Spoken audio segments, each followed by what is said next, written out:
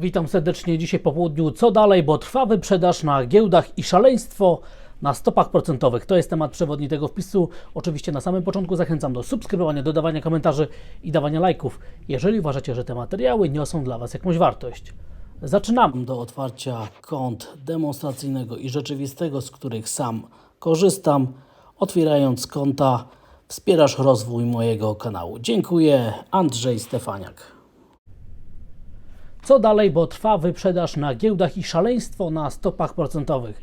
Drodzy Państwo, poranek w Europie nie przynosi nas i kolejne godziny nie przynoszą nam odwrócenia tendencji na bardzo optymistyczne na rynku ryzyka. Wręcz przeciwnie, obserwujemy bardzo mocną dalszą wyprzedaż ryzyka, zwłaszcza indeksów giełdowych. Akcje są bardzo mocno sypane. Najważniejsze wydarzenia są takie, że futures na indeks Standard & Poor's znowu bardzo wyraźnie oddala się od poziomu 3900 punktów. Przypominam, to jest miejsce, gdzie przebiegała wcześniej przebita roczna linia Bessy oraz średnia 200-sesyjna na wykresie dziennym. Więc jeżeli dzisiaj dojdzie do potwierdzenia tego, że indeks Standard & Poor's utrzymuje się poniżej tego ważnego poziomu technicznego 3900 punktów, to naprawdę powstanie zaproszenie do tego, żeby szybko przetestować wsparcia w rejonie 3700 punktów, gdzie mamy tą samą średnią 200-sesyjną, ale w ujęciu tygodniowym. Dlatego też naprawdę bardzo wiele się teraz waży. Losy indeksów giełdowych jeszcze się naprawdę ważą. Jest szansa w sytuacji, kiedy indeksy giełdowe utrzymają te poziomy, które są teraz, na następną falę dynamicznych ruchów w dół. W Europie moim zdaniem najważniejszym wydarzeniem jest to, że dynamicznie padło wsparcie 15 300 punktów na indeksie DAX. Ten poziom, który wcześniej przez ponad miesiąc bardzo dzielnie się bronił, dzisiaj został złamany bardzo, ale to bardzo dynamicznie, plus w momencie tworzenia tego wpisu jesteśmy nawet poniżej poziomu 15 000 punktów, czyli naprawdę rynek myśli i daje wiarę w to, że może być przeniesienie tendencji spadkowej bardzo negatywnych scenariuszy wyprzedaży z giełd w Stanach Zjednoczonych na giełdzie w Europie. Jak widzimy na podstawie sektorów, co jest najbardziej sypane, to widzimy, że oczywiście sektor finansowy dostaje w indeksie Eurostoxx najwięcej i to właśnie z tego miejsca płynie wyprzedaż. I to jest właśnie główny powód zachowania indeksów giełdowych, które teraz obserwujemy w Stanach Zjednoczonych. To uderzenie, które niesie ze sobą dynamiczną falę wyprzedaży, może nieść za sobą także efekt zarażenia i inwestorzy zastanawiają się, które banki i instytucje finansowe na całym świecie były powiązane z tym Silicon Valley Bank. I okazało się na podstawie analiz, że zdecydowanie najwięcej połączeń jest oczywiście w Stanach Zjednoczonych i tylko 18 instytucji z Azji jest powiązane z tym bankiem i tylko 10 w Europie. Więc jeżeli doszłoby faktycznie do jakiejś wyprzedaży, to wygląda teoretycznie na to, że Europa byłaby najbardziej odporna na negatywne zjawiska gospodarcze związane z upadkiem tego banku i troszeczkę w większym stopniu niebezpieczeństwo tkwiłoby w zachowaniu giełd azjatyckich. Ale czy tak się stanie, zobaczymy. Dzisiejsza sesja na Wall Street więc będzie niezwykle interesująca. Zobaczymy, czy naprawdę rynek chce kontynuować tendencję spadkową, czy początek tygodnia przyniesie kontynuację ruchu w dół. Teoretycznie powinno być tak, że dzisiaj powinniśmy czekać na jutrzejsze dane o inflacji w Stanach Zjednoczonych. Powinniśmy cierpliwie czekać na decyzję ECB w tym tygodniu, na Fed w przyszłym tygodniu i na niewielkiej zmienności utrzymywać się w okolicach ważnych poziomów. Na razie jednak sytuacja jest diametralnie inna. Rynek się boi się wyprzedaży, boi się, odsyłam do porannego komentarza.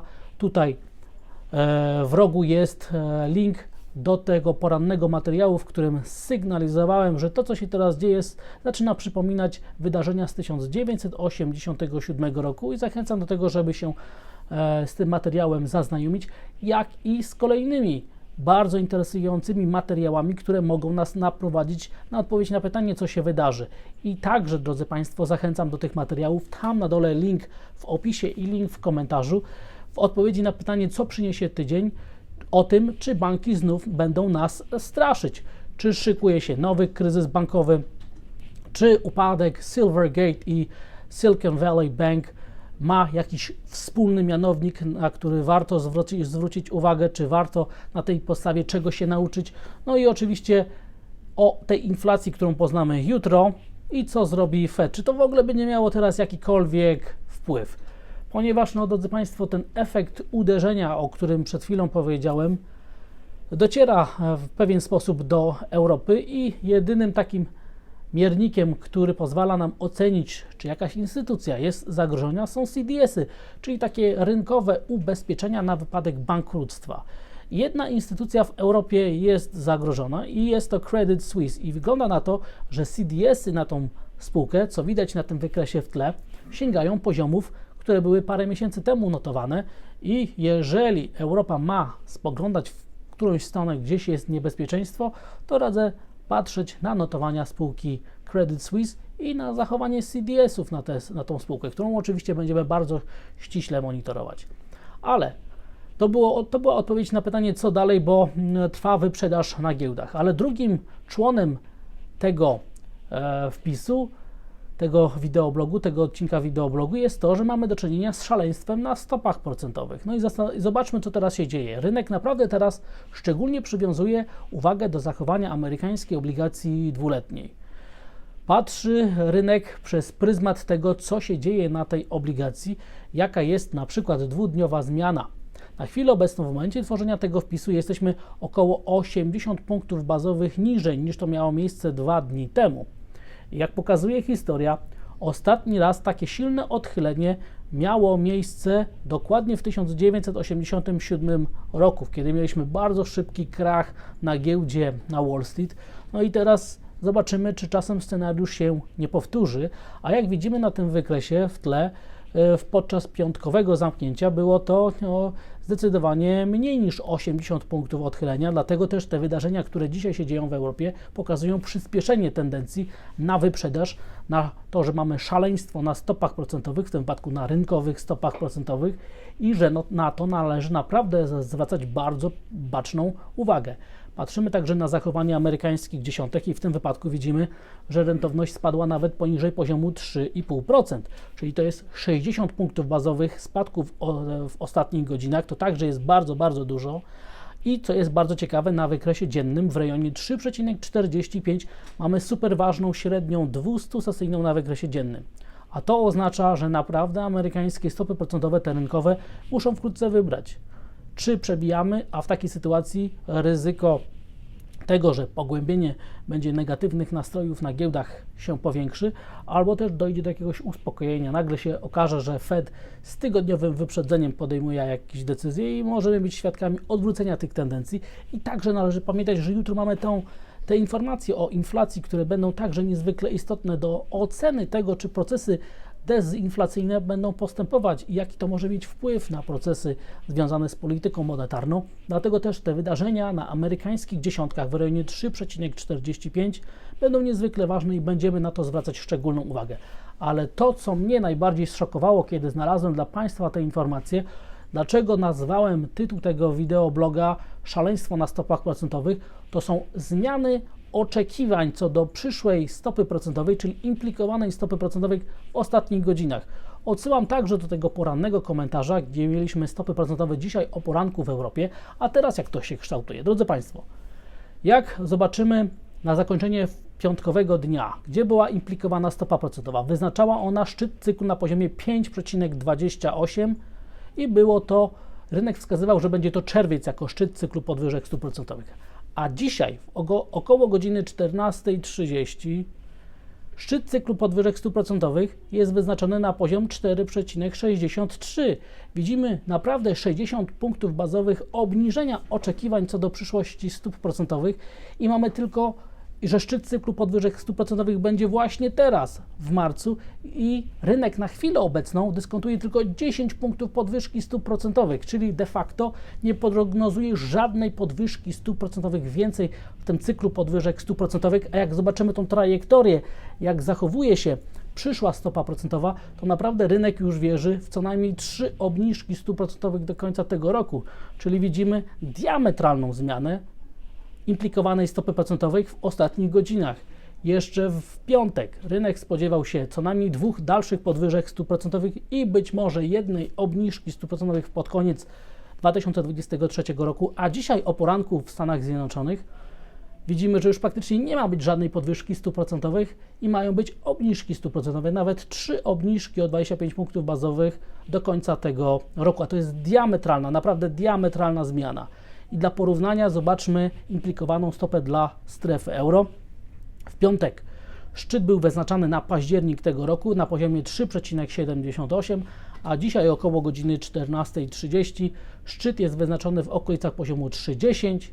Także ma wystąpić on w październiku i daje on jeszcze 33 punkty bazowe wyceny podwyżek stóp procentowych teraz w czwartek na najbliższym posiedzeniu, czyli jest w cenach jednak standardowa ćwiartka podwyżki i być może jeszcze 50% szansy na kolejną podwyżkę o 25 punktów bazowych. Dlatego nie dziwmy się, że euro-dolar w sytuacji takiej jak teraz rośnie, ponieważ zmniejsza się atrakcyjność stóp procentowych dla Stanów Zjednoczonych, a zwiększa się dla strefy euro.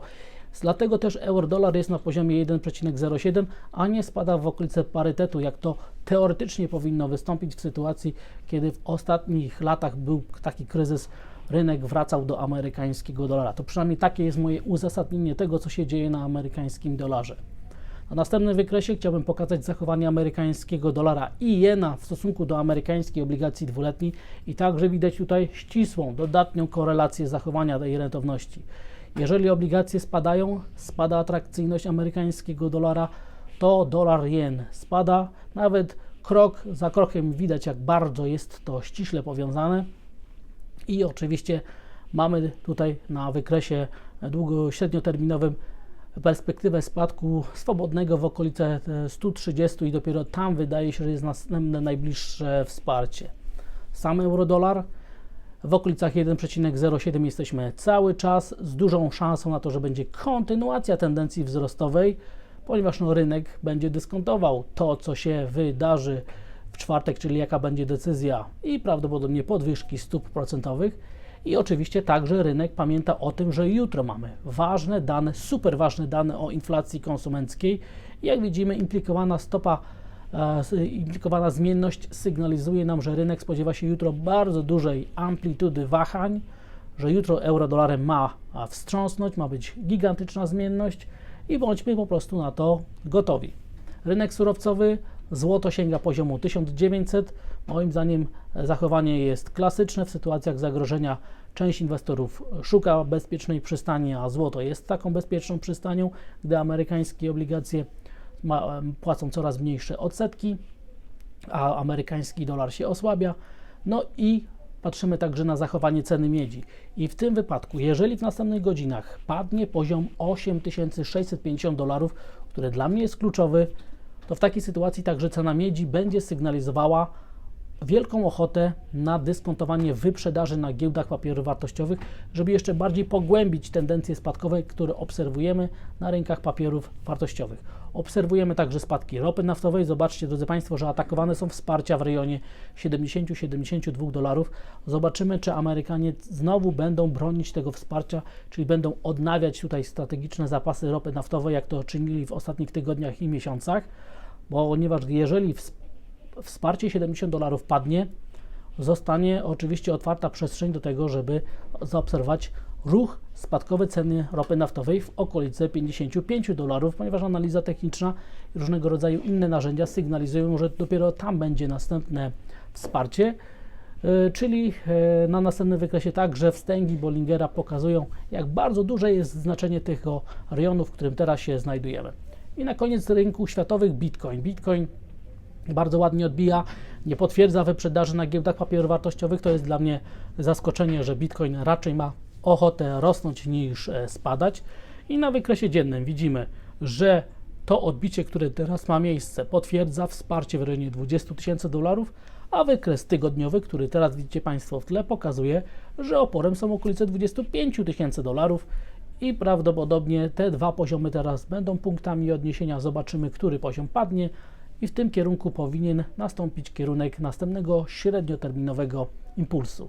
Dlatego też bądźmy bardzo przygotowani na dużą zmienność Bitcoina, a teoretycznie wyprzedaż na giełdach powinna pociągnąć za sobą także wyprzedaż Bitcoina, ale może teraz jakieś inne zależności występuje, może bardziej osłabienie amerykańskiego dolara sprawia, że to wsparcie na cenie Bitcoina jest bardziej nastawione, jest większa szansa na obronę wsparcia z powodu tego, że amerykański dolar się osłabia. No i teraz czas na polskie aktywa, ponieważ szaleństwo na stopach procentowych widać także w naszym regionie i pierwszy wykres pokazuje, jak zachowują się rynkowe stopy procentowe dla naszego regionu. Węgry, Polska, Czechy i Rumunia.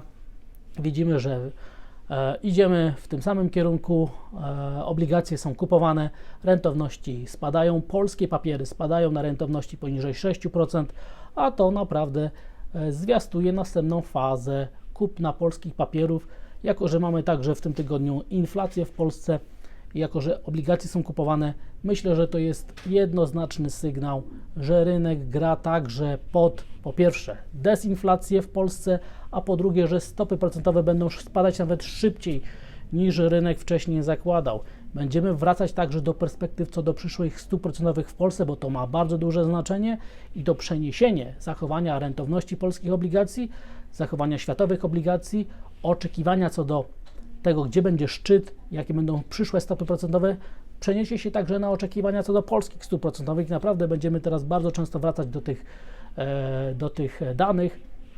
ETF na polską krzywą dochodowości jednoznacznie już pokazuje, że trwa odbicie od linii szyi po zakończonym ruchu powrotnym do formacji odwracającej tendencję wzrostową na spadkową na wzrostową. To jest bardzo dobra wiadomość dla średnioterminowych perspektyw dla obligacji.